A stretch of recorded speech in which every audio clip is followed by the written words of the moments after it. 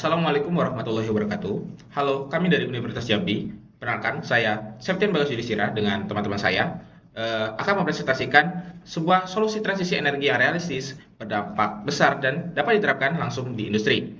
Judul inovasi kami adalah Partial Utilization of Green Hydrogen, H2 Co-firing Industry Methane Reforming Process. Inovasi ini menjawab pertanyaan besar itu, bagaimana cara menurunkan emisi hidrogen tanpa harus membangun ulang industri dari nol. Saat ini, lebih dari 70% hidrogen dunia masih diproduksi menggunakan proses steam methane reforming atau SMR. Masalahnya, setiap 1 kg hidrogen dari SMR menghasilkan hingga 12 kg CO2. Artinya, hidrogen yang kita anggap sebagai energi masa depan justru menjadi penyumbang emisi besar hari ini. Jika kebutuhan hidrogen terus meningkat tanpa perubahan teknologi, maka emisi global juga akan terus meningkat. Di sini inovasi kami hadir. Alih-alih mengganti seluruh sisa SMR yang mahal dan kompleks, kami mengusulkan co-firing hidrogen hijau, yaitu menambahkan sebagian hidrogen dari sumber terbarukan ke dalam proses SMR yang sudah ada. Pendekatan ini bersifat transisi, murah, dan tidak memerlukan perubahan besar pada infrastruktur industri. Untuk tujuan dari inovasi ini ada 4. Yang pertama, meningkatkan efisiensi konversi metana. Yang kedua, menurunkan konsumsi energi. Yang ketiga, mengurangi emisi karbon dioksida. Yang keempat, menjaga stabilitas proses. Penelitian kami lakukan melalui pemodelan stoikiometri dan raca energi pada proses steam methane reforming. Kami mensimulasikan penambahan hidrogen hijau sebesar 0 hingga 20% ke dalam aliran umpan, lalu menganalisis dampaknya terhadap konversi metana, kebutuhan met panas, emisi karbon dioksida, dan kestabilan proses. Pendekatan ini memungkinkan evaluasi yang akurat tanpa biaya simulasi industri yang mahal.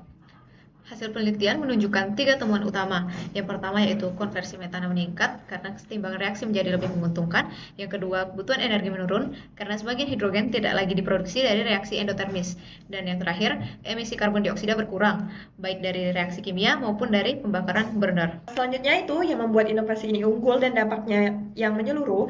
Adapun proses ini menjadi lebih stabil, risiko pembentukan karbon menurun, dan umur katalis menjadi lebih panjang. Selain itu, kualitas hidrogen tetap terjaga, bahkan lebih konsisten, sehingga cocok untuk industri amonia dan petrokimia. Kemudian, inovasi ini sangat siap diimplementasikan.